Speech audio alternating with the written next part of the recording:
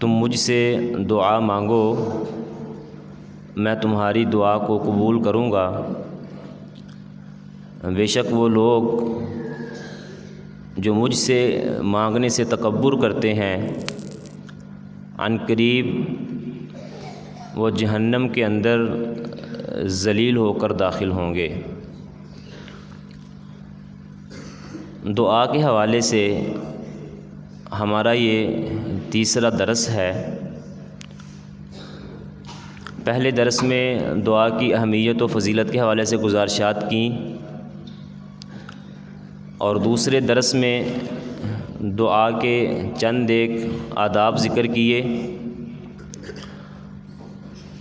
آج کے اس مختصر وقت میں چند ایک وہ اوقات آپ کے سامنے رکھوں گا کہ جن وقتوں میں دعا کی قبولیت کے مواقع زیادہ ہوتے ہیں،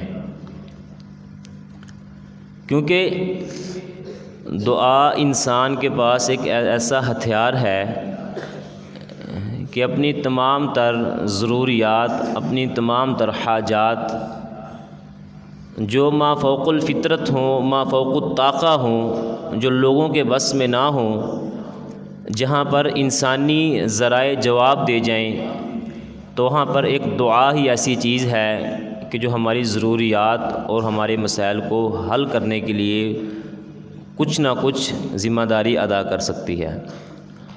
تو پہلا وقت حضرت سہل بن سعد رضی اللہ تعالیٰ عنہ حدیث کے راوی ہیں، صحیح جامع الصغیر کی روایت ہے۔ فرماتے ہیں نبی مکرم صلی اللہ علیہ وسلم نے فرمایا، ثنتانی لا تردان او قلما تردان، کہ دو دعائیں ایسی ہیں کہ یا تو وہ رد ہی نہیں ہوتی، یا بہت کم ہے کہ وہ دعائیں رد کی جائیں۔ ان میں سے پہلا وقت الدعاء عند النداء، اذان کے وقت دعا۔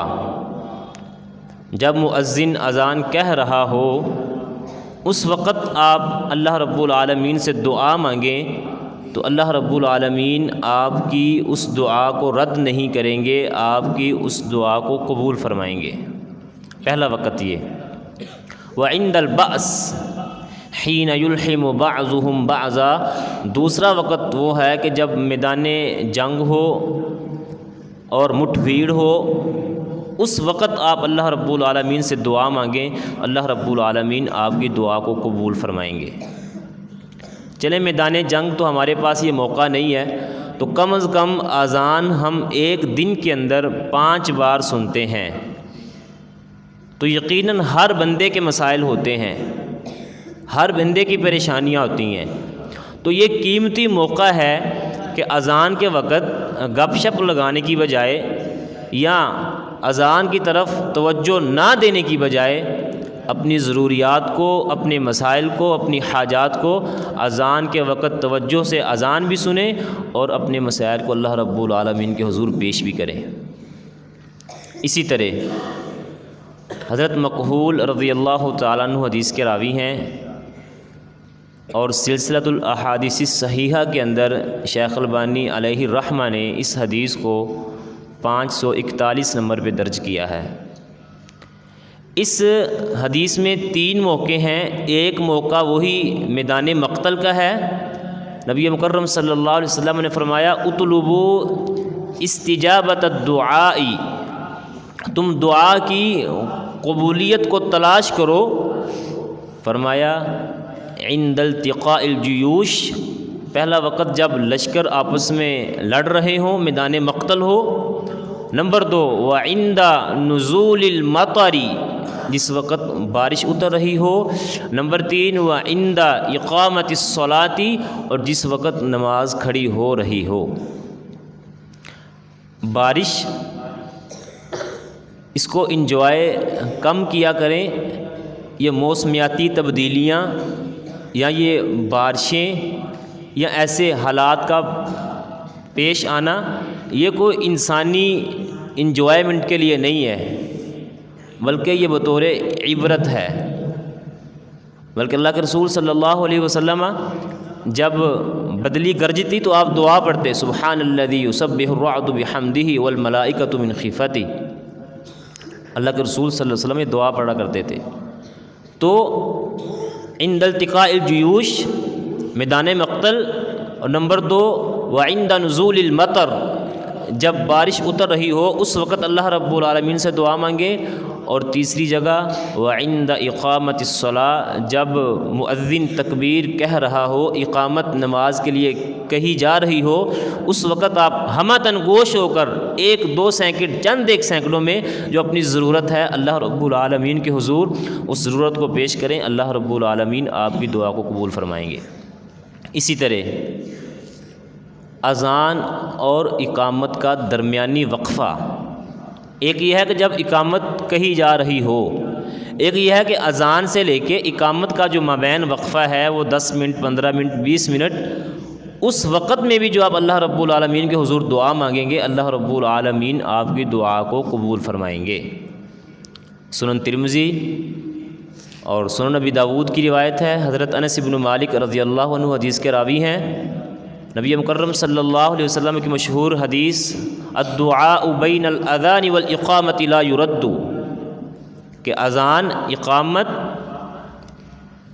اور اقامت کے درمیان جو دعا کی جاتی ہے اللہ رب العالمین اس دعا کو رد نہیں کرتے. حضرت عبداللہ بن عمر بن عاص حدیث کے راوی ہیں. سنن نبی داود کی روایت ہے، شیخ البانی رحمۃ اللہ علیہ نے اس حدیث کو حسن درجے کا قرار دیا ہے. فرماتے ہیں ایک بندہ نبی مکرم صلی اللہ علیہ وسلم کے پاس آیا اور کہتا ہے اللہ کے رسول صلی اللہ علیہ وسلم ان المؤذنین یفضلوننا، مؤذن اذان کہتے ہیں اور وہ ہم سے فضیلتوں میں آگے بڑھ رہے ہیں. مؤذن اذان کہتے ہیں اور اس اذان کی فضیلت کی وجہ سے وہ ہم سے سبقت لیے جا رہے ہیں، ہمیں کو نسخہ بتائیں ہم بھی ان کے اجر و ثواب کو پہنچ جائیں. فقال رسول اللہ صلی اللہ علیہ وسلم قل کما یقولون، اے سوالی جب مؤذن اذان کہہ رہا ہو، جوں مؤذن جیسے جیسے کلمات کہہ رہا ہے، حی علی الصلاۃ حی علی الفلاح سے ہٹ کر مؤذن جیسے جیسے کلمات کہہ رہا ہے تو بھی ویسے ویسے کلمات کہہ.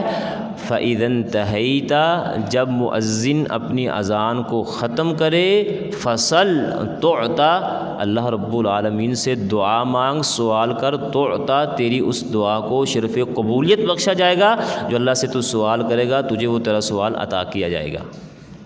تو یہ بھی اذان سے لے کے اذان کے بعد سے لے کے اقامت کا جو درمیانی وقفہ ہے اس کے درمیان دعا کی قبولیت کے زیادہ چانسز ہیں. اسی طرح حضرت انس بن مالک حدیث کے راوی ہیں. سلسلۃ الاحادیث الصحیحہ کے اندر شیخ البانی رحمۃ اللہ علیہ نے 531 نمبر پہ اس حدیث کو درج کیا ہے.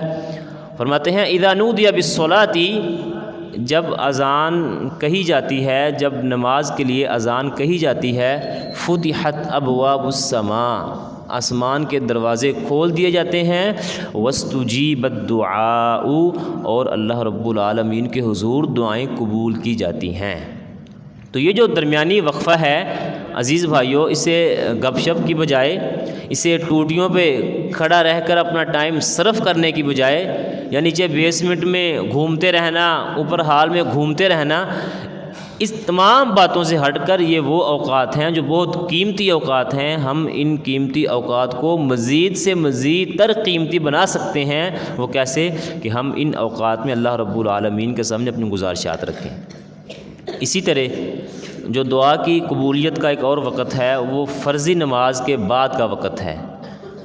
حضرت ابو امامہ رضی اللہ عنہ حدیث کے راوی ہیں، سنن نبی داود کی روایت ہے.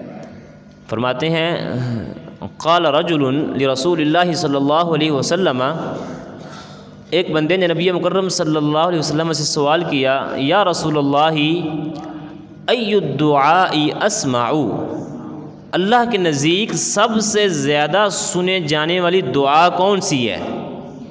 ای الدعاء اسمع. تو نبی مکرم صلی اللہ علیہ وسلم نے اس صحابی کو 2 وقت بتائے.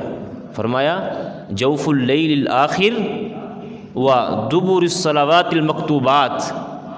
ایک تو یہ کہ اللہ موقع دے، اللہ ہمت توفیق دے، تہجد کے وقت آپ اٹھیں، رات کے آخری پہر میں آپ اٹھیں، اس وقت اللہ سے دعا مانگ لیں، ایک یہ وقت ہے فرمایا۔ اور دوسرا وقت فرضی نمازوں کے بعد کا وقت ہے کہ آپ اس وقت میں اللہ رب العالمین کے حضور جو دعا مانگیں گے، اللہ رب العالمین آپ کی اس دعا کو قبول فرمائیں گے۔ اسی طرح ایک اور بہت قیمتی وقت ہے جمعے کے دن، نبی مکرم صلی اللہ علیہ وسلم نے فرمایا فیہ ساعۃ لا یوافقها عبد مسلم وهو قائم یصلی یسأل اللہ تبارک وتعالی الا اعطاہ۔ فرمایا جمعے کے روز ایک ایسی گھڑی ہوتی ہے کہ بندہ اس گھڑی میں اللہ رب العالمین سے جو کوئی بھی سوال کرے، الا اعطاہ، اللہ رب العالمین اس بندے کو وہ چیز عطا کر دیتے ہیں۔ امام احمد ابن حنبل اس حدیث کے ضمن میں فرماتے ہیں اس ضمن میں بہت سی احادیث وارد ہوئی ہیں کہ اس فضیلت کے بارے میں کہ جمعے کے روز ایک گھڑی ہے جس گھڑی میں اللہ رب العالمین دعا کو قبول فرماتے ہیں، لیکن اس گھڑی کی تعیین کے بارے میں جو مجھے سمجھ آئی، جو میرا خیال ہے، وہ دو اوقات ہیں، ایک وقت عصر کے بعد کا وقت اور دوسرا وقت زوال شمس کا وقت جب سورج زائل ہو رہا ہو۔ بعض محدثین نے دو خطبوں کے درمیانی وقت کو بھی کہا ہے کہ جس وقت امام ایک خطبہ دے کر وہ خطیب بیٹھتے ہیں دوسرا خطبہ دینے کے لیے، تو جب وہ اس کا جو درمیانی وقت ہوتا ہے اس وقت میں یہ جو گھڑی ہے اس وقت میں ہوتی ہے۔ تو خیر ہمیں اللہ رب العالمین کے حضور جمعے کے دن کو کم از کم کوئی ایک وقت متعین کرنا چاہیے، یا چلتے پھرتے کم از کم اللہ رب العالمین کے حضور ہم کوئی نہ کوئی دعا مانگتے رہیں، جس کے بارے میں نبی مکرم صلی اللہ علیہ وسلم نے فرمایا کہ وہ گھڑی ایسی گھڑی ہے، اس گھڑی میں آپ اللہ کے حضور جو بھی دعا مانگیں گے اللہ رب العالمین آپ کی اس دعا کو قبول فرمائیں گے۔ تو محترم بھائیوں، یہ چند ایک وقت تھے کہ جن وقتوں میں جن اوقات کو ہم مزید سے مزید تر قیمتی بنا سکتے ہیں، وہ کیسے کہ ہم ان اوقات میں اللہ کے حضور اپنی گزارشات رکھیں، اپنی مناجات رکھیں، اپنی حاجات رکھیں۔ جب ہم اللہ رب العالمین کے بتلائے ہوئے پیٹرن کے مطابق دعا کریں گے تو انشاءاللہ اللہ سے پوری امید ہے اللہ رب العالمین ہماری دعاؤں کو قبول فرمائیں گے۔ فجزاکم اللہ خیرا۔